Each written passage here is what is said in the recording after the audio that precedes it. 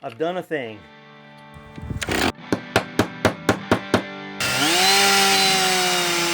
That's one immediate difference. They have a recess in these.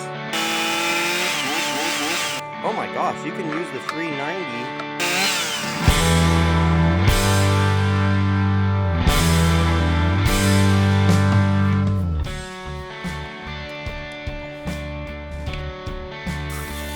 I think this is a nice clean saw, everybody. Tell me what you think on that. Well, I finally done it. I've been wanting to get an OEM STIHL 70cc class saw, and if you've been following the channel, you know that I put up my Aaron Lynch saw for trade. 460. Oh man, already once.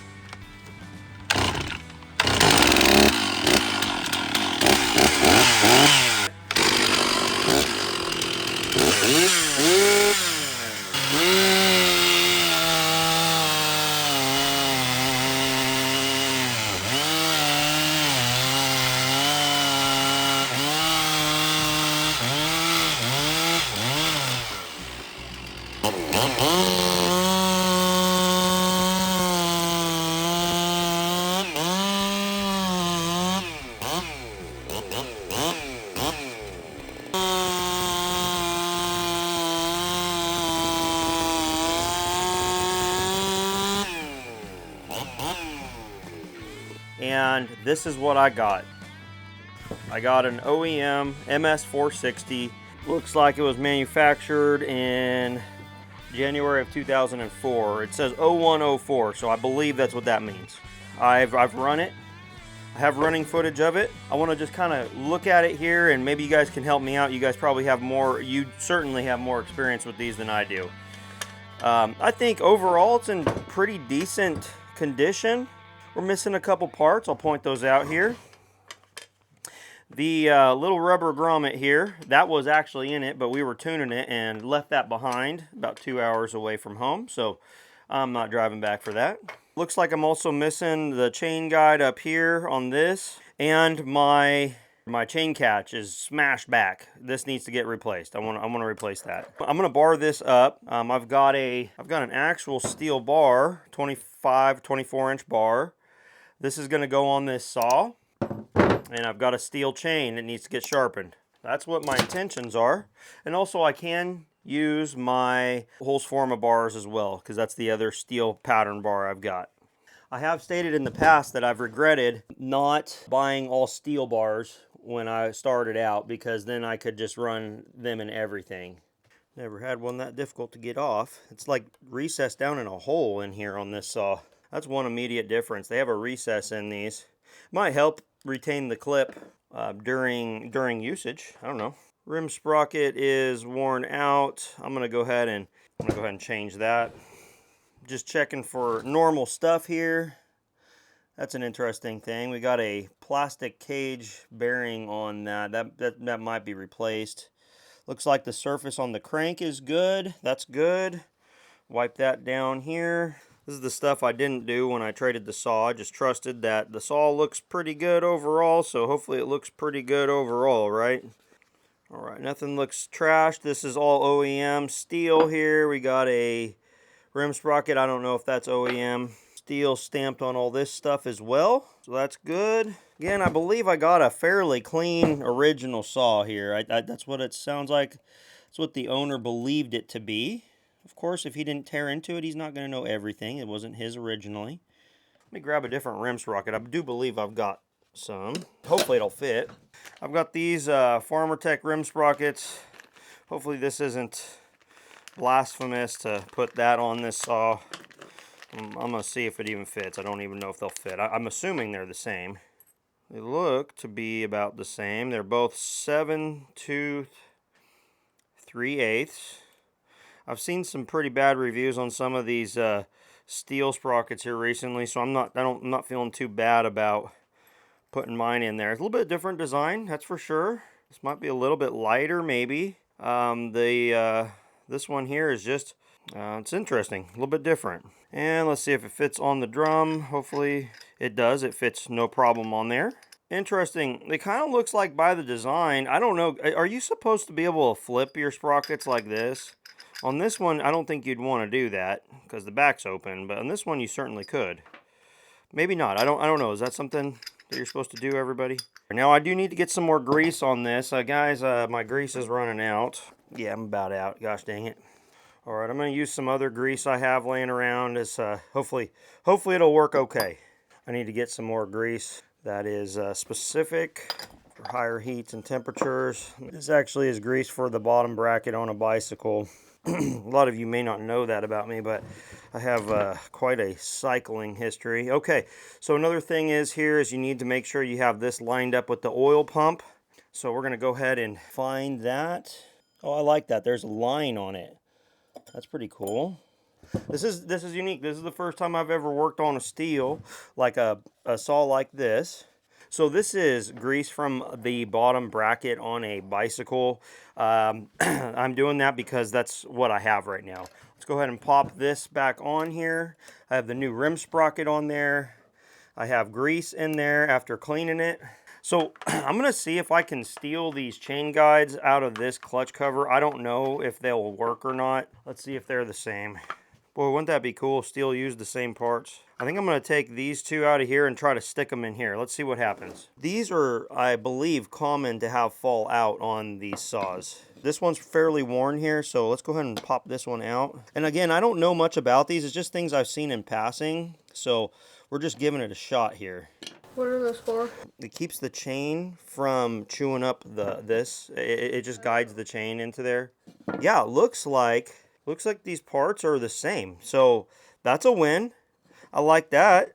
You know, that's awesome actually. So I've got some chain guides. Hopefully this top one fits. I think it probably will because I was missing it. Now what I'm doing is I'm stealing parts off of this 390, but at the same time that saw needs some attention anyway. All right, let's go ahead and put this one here. Boom, perfect. It's pressed right into there. So if you're unfamiliar with these, this is to keep the chain from digging into the sprocket here. Man, wouldn't that be cool if the chain catch was compatible? Chain catch is not the same on these two saws. I'm gonna throw my worn out one in here. That's pretty neat. I like that, guys. Thank you, STIHL. I like design things like that. Let me see if I can bend back this chain.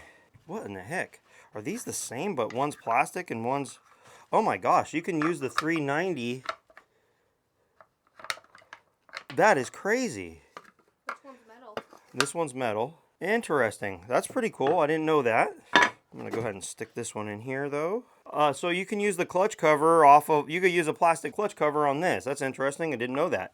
There's a lot of crossover on this. I feel like even these spikes might even be the same. Wouldn't that be something if I could put this one on here? So I don't know, there might be a slight difference somehow. But anyway, this saw, I don't want to steal too much off of this because my goal is to make this one work. Let's see if we can bend this back. Appreciate it. I'm going to try to just bend this down. I think it goes about like that. This, like I said, guys, this does need to get replaced for sure. I'm going to just kind of put that there. I've never owned a saw with an 063 gauge bar rail here. I kind of don't want to, frankly. I wouldn't mind buying just 050 stuff for this going forward, but I don't know. We'll see. You know what? I need to put some grease down in there as well. You know, I should do that because I've sprayed this thing out with super clean. I want this bar to adjust easily. I'm going to throw some grease in there. Go back and forth with that just to get some grease in those threads. This has oil in here too from like bar oil, but I just wanted to throw some grease on there because, like I said, I just put super clean like crazy in this thing, and I just wanted to get some thicker lubricant in there. This is the old school saw that guys wish they still made today, essentially. Not one you can buy today. Cool that you got it. Yes, it is. Very thankful. And you know what? It fits in that big steel case as well. Let's go ahead and throw this bar on here. Guys, I've used steel saws out in the field quite a bit, but frankly, I prefer I don't like it this way. I like the adjustment in the cover personally. But I might grow to change on that. I don't know. We'll see. All right. I wonder if it's a skip. Let me see. I think it's a skip, actually. Yeah. I don't know what the heck. I don't know. That's less to sharpen. That's all. They do look far apart. Good noticing. Good noticing for sure. All right.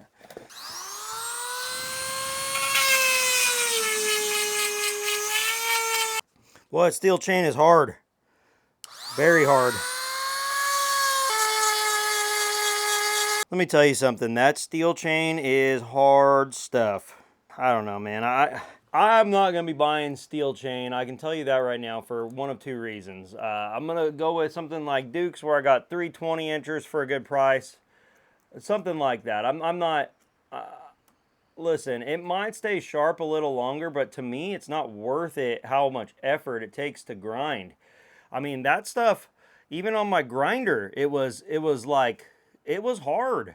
In fact, I need to get the gullet out of this one a little bit better right there. Gosh dang. If you were hand filing this with like not a brand new file, it would be an absolute nightmare. It would be an absolute nightmare. Forget that. No way. That raker's already low. This raker's already low. I think that this chain might be kind of grabby, and that's not... I didn't do this. This is just this chain here because another person had it. I think they were using the steel 2-in-1. So far, I haven't had to take down the rakers at all. And let me tell you, they were all... I ground a lot off of every one of them teeth right there. So yeah, boy, that raker's way below that. I don't think I'm gonna have to touch any of these rakers. All right, so the dreaded quarter turn stuff. I'm gonna actually real quickly get rid of this fuel.